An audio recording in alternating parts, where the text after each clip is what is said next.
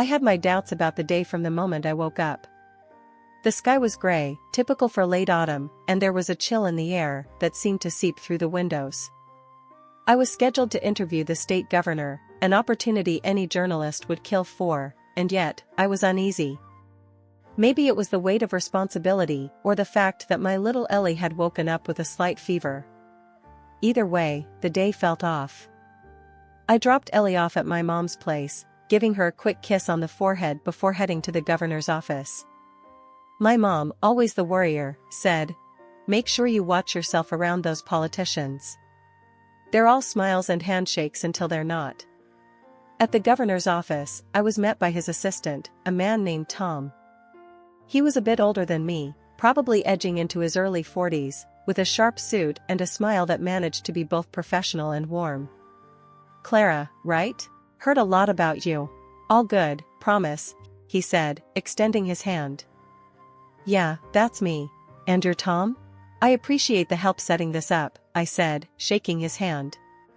His grip was firm, confident. The interview itself went better than expected. The governor was forthcoming, even charming, and I got some good quotes that I knew would make my editor happy. But it was Tom who caught my attention. He lingered nearby, always watching, making sure everything was in order. After the interview, while I was packing up my recorder and notes, Tom came over. "You got plans after this? There's a decent coffee place just around the corner. Their espresso will knock your socks off." I hesitated for a moment.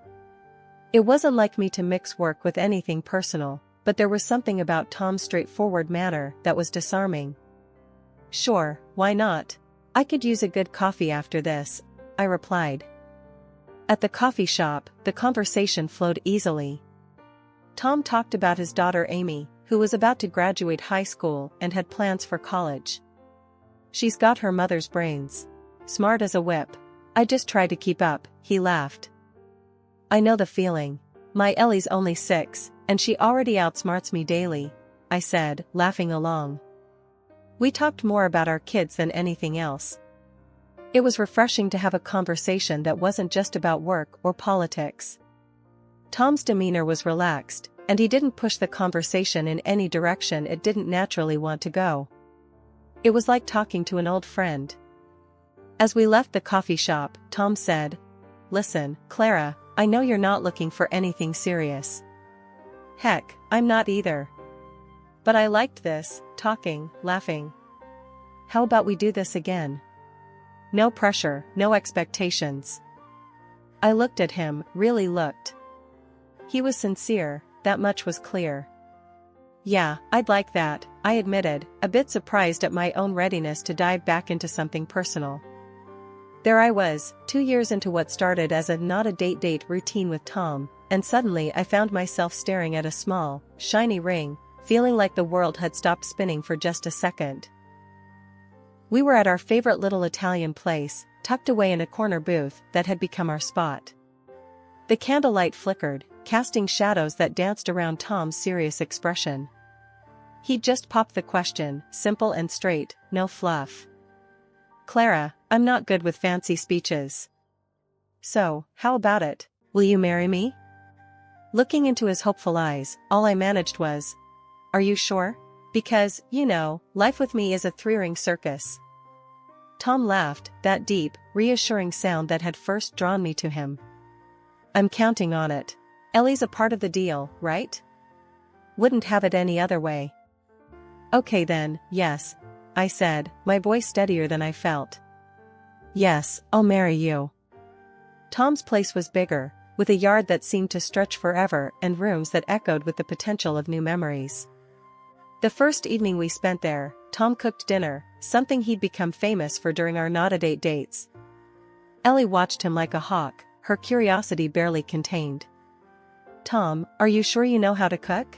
Mom usually burns the pasta," she stated matter-of-factly, standing on tiptoe to peer over the counter.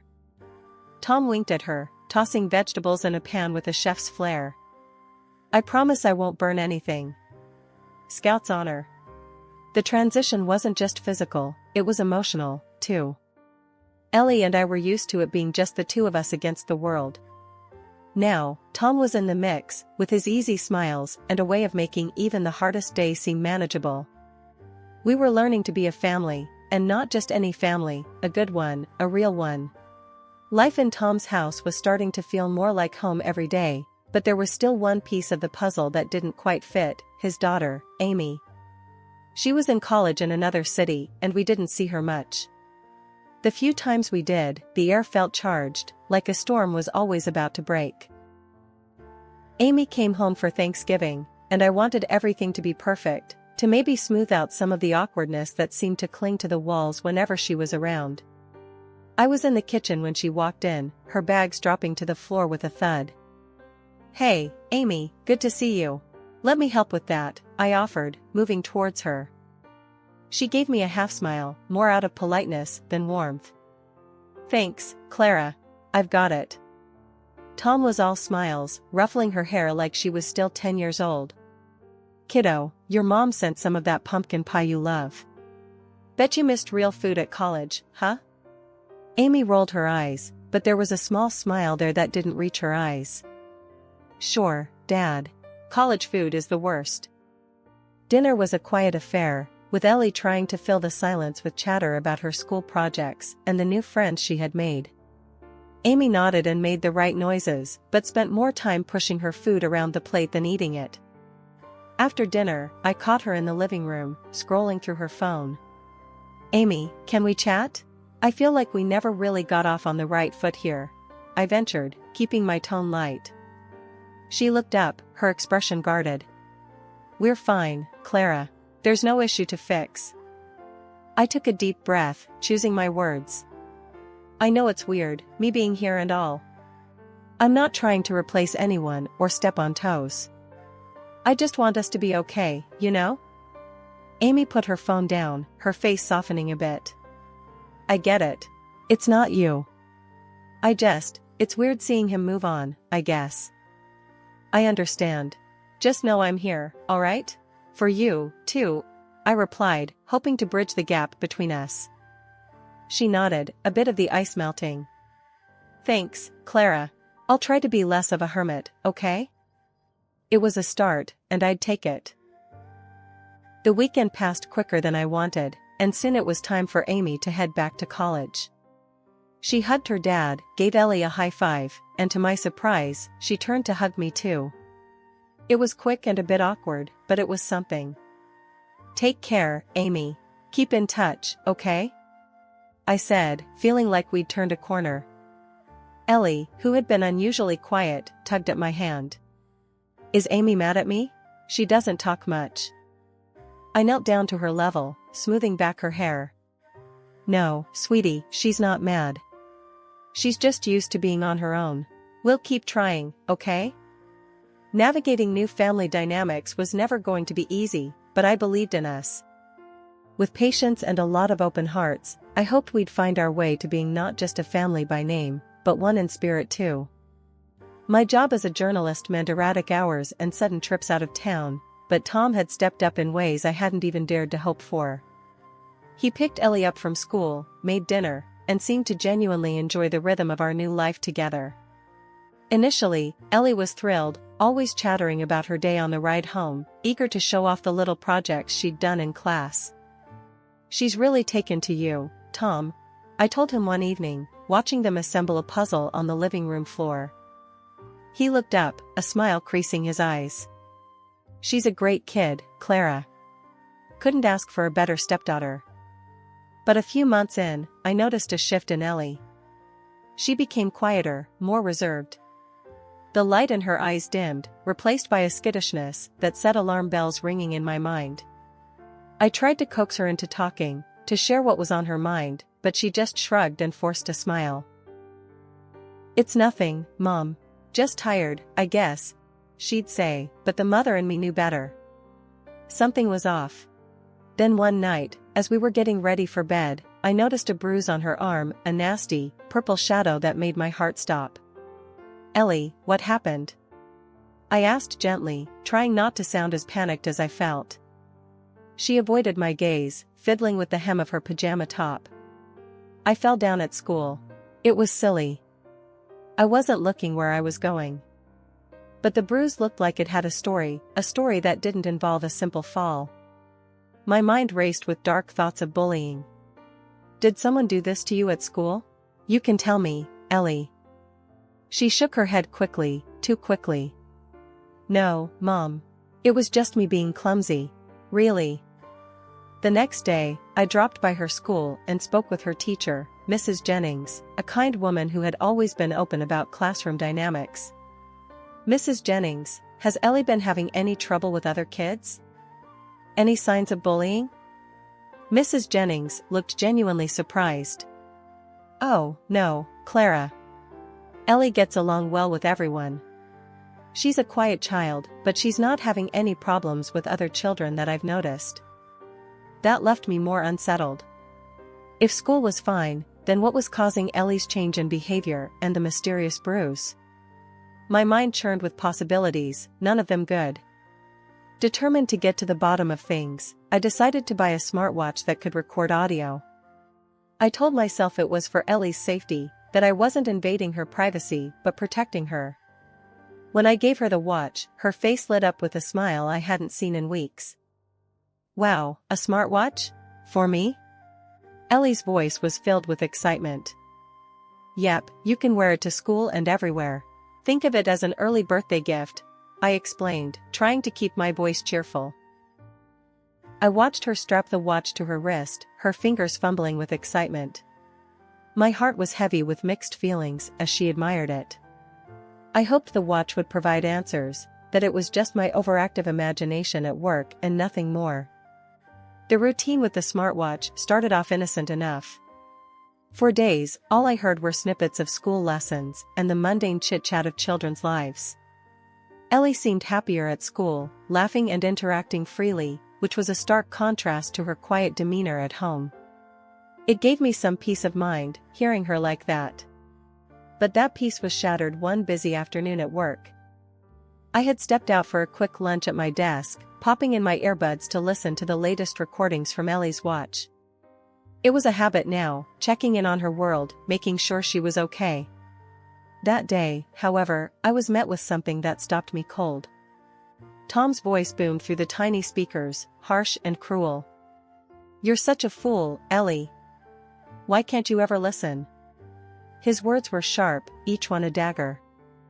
The reply was a small, stifled sob, unmistakably Ellie's. I'm sorry, I didn't mean to. Then the sound, a sharp slap, the kind of sound that echoes long after it's over, followed by Ellie's crying. My hand flew to my mouth, stifling a gasp. My heart raced, anger and shock warring inside me. This wasn't just a small misunderstanding. This was my worst fear laid bare. I sat frozen, my lunch forgotten, as the world continued bustling around me. I couldn't think straight. All I knew was I needed to get to Ellie, to hold her, to get her away from him. I rushed home, my mind racing, planning, dreading. When I arrived, Ellie was there, alone, sitting quietly in her room. Seeing her like that, so small, so vulnerable, it broke something inside me. Ellie, baby, we need to talk, I said gently, sitting beside her on the bed. She looked up, her eyes wide and scared. I took a deep breath, steadying my voice. I know about Tom, about how he's been treating you. You don't have to be scared anymore. I heard everything. The floodgates opened then, and she poured out everything. The threats, the hits, how he'd made her promise not to tell me, how scared she was that it was somehow her fault. My heart ached with every word. I packed a few things quickly and drove her to my parents' house. They were horrified when I told them everything, and they didn't hesitate to take us in. Stay here tonight, my mom said, her voice firm with that maternal resolve. We'll take care of Ellie. You go sort this out. I hugged Ellie goodbye, her small arms clinging to me a moment longer than usual. I'll fix this, I promise, I whispered, kissing her forehead. Leaving her there, safe with my parents, I drove back home. The house seemed darker, colder. I sat on the couch, the silence oppressive, waiting for Tom to come home. My mind raced with what I would say, how I would confront him. Anger, fear, betrayal, it all swirled inside me, a storm waiting to break. The sound of the front door opening and Tom's cheerful whistling sliced through the tense silence of the living room where I was waiting. He came in, all smiles, utterly unaware of the storm that was about to break. "Hey, babe. What's for dinner?" His voice rang through the house, light and carefree. I stood up, my stomach churning with nerves and anger. "We need to talk. Now," I said, my voice steely and calm. The smile faltered on his face. "Sure, what's up? You look serious." "It's about Ellie," I began, watching as his expression shifted from confusion to concern. "What about her? Is she okay?" He took a step towards me, his brow creased. I cut him off, the fury building inside me. "No, Tom, she's not okay. Because of you." He stopped, his face a mask of bewilderment. "What are you talking about?" "I know about the abuse, Tom. I know how you've been treating her when I'm not around." The words felt like bullets, each one harder to say than the last. For a moment, he just stared at me, and then he laughed. A cold, harsh sound that echoed mockingly around the room. "You're being ridiculous. You have no proof. You think you can take me down? With what? Your overactive imagination?" His arrogance boiled my blood. "I have more than enough proof, Tom." He smirked, stepping closer. "Come on, Clara. You and I both know you're bluffing. If you push this, I'll make sure you regret it. I can destroy your career, drag your name through the mud. Don't forget, I have connections that you can't even dream of." The threat hung in the air, heavy and sinister. But I was ready for him. I pulled out my phone and hit play on the recording of his tirade against Ellie. His voice filled the room, cruel and unmistakable. Tom's face went white, his confident demeanor crumbling as the reality of his situation dawned on him. "Clara, please, I was just stressed, I didn't mean." "Save it, Tom. I'm done listening to your excuses." I watched as he sank to his knees, his face crumpled in fear. "Clara, I'm sorry. I'm so sorry. Please, I can change. Don't do this. Don't ruin my career and my life. You should have thought about that before you hurt our daughter. You're not getting away with it this time." I stood firm, despite the part of my heart that ached to see him so broken. But I had to be strong, for Ellie. At that moment, the doorbell rang. I walked past Tom, still kneeling on the floor, and opened the door to 2 police officers. I had called them before Tom got home, the final step in ensuring my daughter's safety. "Officers, thank you for coming. He's in here," I said, leading them into the living room. Tom looked up, the fear apparent in his eyes as the officers read him his rights and handcuffed him. He muttered pleas for forgiveness as they led him away, but I felt nothing but a hollow relief. Ellie was safe now, and that was all that mattered. After the door closed behind them, the silence was deafening. I sank down onto the couch, the adrenaline fading, leaving exhaustion in its wake. I knew this was only the beginning of a long battle, but for the first time in what felt like forever, I could breathe. Ellie was safe, and Tom would face the consequences of his actions. It wasn't long before the news exploded, splashing across every headline and becoming the talk of the town. But nothing prepared me for the knock on my door early one morning, just as the chaos was unfolding. I opened the door to find my first husband, Michael, the father of Ellie, standing there, his face etched with concern and a hint of anger. Beside him stood his lawyer, a sharply dressed man known for his ruthless courtroom tactics, his reputation preceding him. "Clara, we need to talk," Michael said without wasting a moment, pushing past the formalities as his lawyer followed suit. I sighed, stepping aside to let them in. "I guess we do." Once we were all seated in the living room, his lawyer, Mr. Davidson, wasted no time. "Clara, Michael here is very concerned about the welfare of Ellie and how this scandal could affect her. We want to ensure that her interests are protected, legally and financially." Michael chimed in, his voice firm. "Clara, I won't let our daughter be dragged through the mud because of him. What were you thinking, getting involved with a guy like that?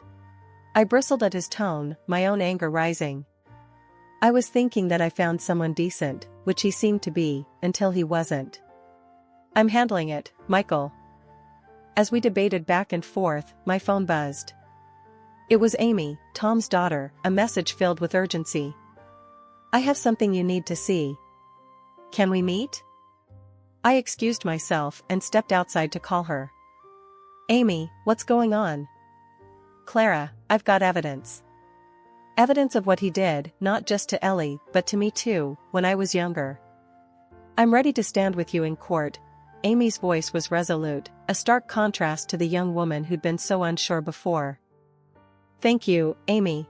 This means a lot. Let's bring this to light, all of it, I said, a wave of relief washing over me. Back inside, I relayed the news to Michael and Mr. Davidson. Looks like we'll have more than just our word against his. We have evidence, solid evidence, and his own daughter's testimony. Michael sighed, running a hand through his hair. All right, Clara. We'll support you in this, all the way. Just make sure it's handled with Ellie's best interest at heart. The court date was a spectacle, with reporters swarming the courthouse. Amy took the stand, her voice steady as she recounted years of hidden abuse. The evidence she provided was undeniable, the impact on the courtroom palpable. When the judge finally passed the sentence, it was more than I had dared to hope for. Tom was found guilty of child abuse and domestic violence. The judge awarded a significant fine in favor of both me and Amy, and Tom was sentenced to prison. His political career, his reputation, everything crumbled in the wake of his actions. The fresh start was exactly what Ellie and I needed. After everything that happened, buying a new house felt like claiming back a piece of ourselves that had been lost in the chaos. The house was smaller, cozier, a place where the shadows of our past couldn't reach us. Moving day was a mix of laughter and hard work, with boxes labeled Ellie's stuff outnumbering everything else. Mom, can I paint my room purple this time? Ellie asked, her eyes sparkling with the sort of excitement that had been missing for too long. Sure thing, kiddo. Whatever you want, I replied, grateful to see her so happy, so full of life again. We spent that first night on the living room floor, surrounded by boxes, eating pizza, and planning out what we'd do with each room. It was perfect, just the two of us, and yet, there was a new addition to our little family dynamic that I hadn't anticipated. Amy, Tom's daughter, had become a fixture in our lives. After the trial, something shifted between us. The shared trauma had bound us together, and she started coming around more often, helping with the house, bringing over books she thought Ellie would like, or just hanging out, talking about everything and nothing. Clara, you really didn't have to redo the guest room just for me, Amy said one afternoon as she helped me peel off old wallpaper. It's not just for you. It's your room, whenever you need it. Your family now, Amy, I said, and I meant it. She smiled, a little watery-eyed, and we went back to our task. In a twist I never saw coming, Michael, my ex-husband, started showing up too. First, it was to drop off Ellie or pick her up, but then it became coffee visits, then dinners. We talked a lot, about Ellie, about our past, about how we could never have imagined our lives intertwining like this again. Clara, I appreciate you letting me back in, after everything, Michael said to me one evening as we sat on the new deck, watching Ellie and Amy chase each other around the backyard. Michael, we're navigating through uncharted waters, but I think we're doing just fine, I replied, the ease between us a pleasant surprise. The relationship with Michael evolved, slow and steady. We were parents first, friends second, and if there was a hint of something more, we let it grow at its own pace. Ellie thrived in the new environment. Her laughter filled the house, her smiles more frequent and brighter. Seeing her like this, I knew we had made the right decision. Mom, look. I taught Amy how to make slime. Ellie exclaimed one Saturday morning, her hands and face speckled with glitter. Amy came into the kitchen, looking like she had fought a battle with a unicorn and lost. Yeah, she did. I think I have glitter in my hair still, she said, trying to brush it out, but laughing. Watching them together, I felt a profound sense of peace. We had weathered a storm, fought hard battles, and now, here we were, building a life full of hope and happiness. As the days grew warmer, our little household found its rhythm. We were a patchwork family, each of us with our own scars and stories, but together, we were whole.